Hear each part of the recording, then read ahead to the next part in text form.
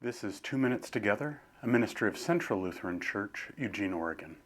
I'm Pastor Ben.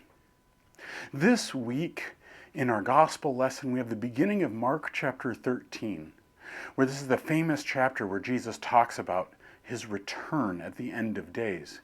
And he's standing in front of the temple, or actually he's on the hill across from the temple, but they could see it. And he says, "No stone of these will remain upon one another, but all will be destroyed." Now, many have talked about that, given that the Gospel of Mark is written after the temple was destroyed, that the author of it very well might have remembered this one particular scene to be somewhat prophetic. And there is something to that. However, I think there's something else as well, which is to say, I'm not sure it was about the temple. It was about all the spaces of those things that we feel are permanent. And the temple was something they definitely felt was permanent. Those things that we build is to say, they're all temporary. The temple's a great example because by the time people are reading and hearing this, why, of course, it's already gone. But it's just as true for everything else that humans have built.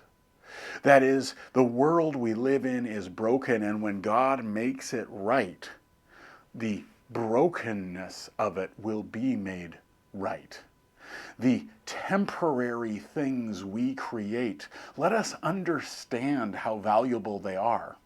They're needed for our life and how we live. They are important for our present life, but they are not ultimate. What is only important is who we are before our Creator. That eventually, if all things pass away, God will not pass away. That our real security is not in our things, in our institutions, in our buildings, but in Christ, who is everlasting.